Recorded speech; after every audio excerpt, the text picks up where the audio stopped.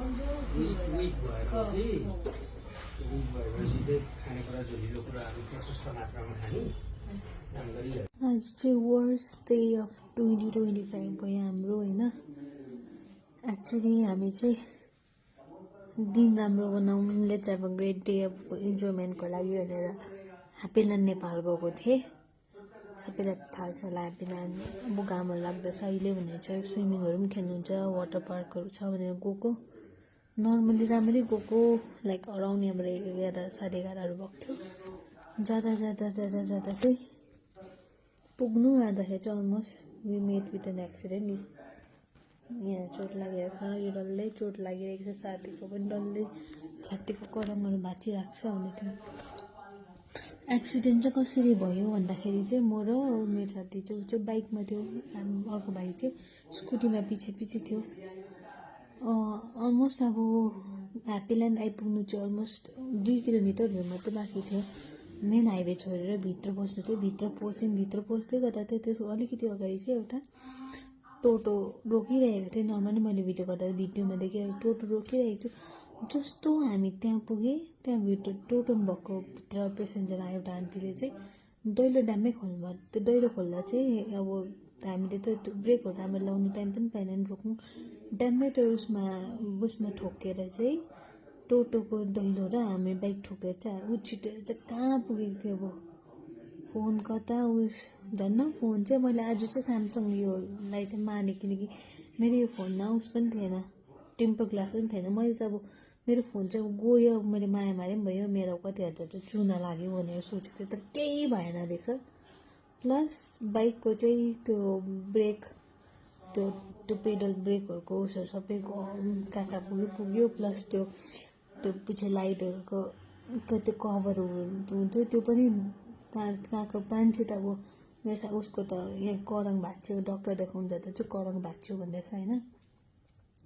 अन्त फेरि के भयो, त्यो एक्सिडेन्टहरू भयो त्यो आन्टीले त लु आइम सरी, अब मलाई मैले याद गरेको थिइनँ उस भन्नु त परै छु, हाम्रै गल्ती थियो, हामी पो सेपेर आयो मै घर।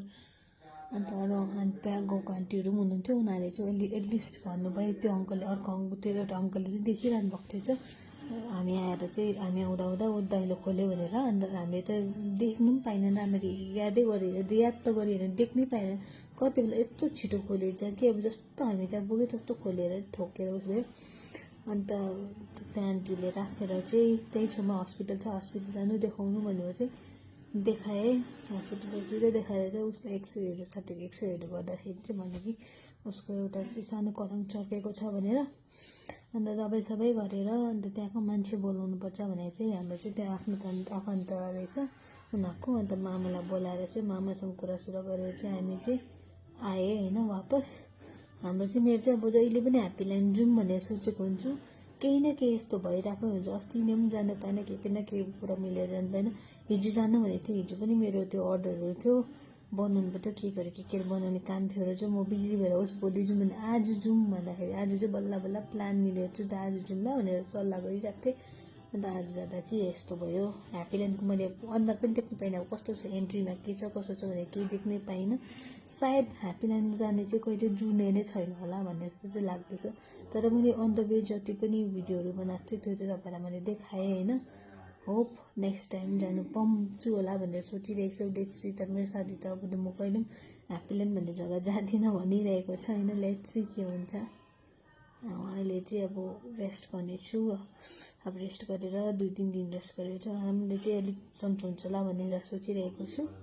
तपाईँहरू पनि याद गरेर मान्छेहरू सबैजना अब प्लिज याद गरेर दैलोहरू यता खोल्दा ओर्दा यताउता हेरेर खोल्नु र झर्दा पनि अब इफ इन केस त्यो आन्टीलाई लागिहालेको भए त अब हामीलाई त सायद यति सजिलोसँग जानु दिन्थेन होला, छोड्थेन होला जस्तो मलाई जतिसम्म लाग्छ। त्यहाँ आन्टीले कुरा गर्दा पनि त्यसै भन्नुहुँदै थियो होइन, किनकि हाम्रो त इन्डियन नम्बर प्लेट थियो होइन।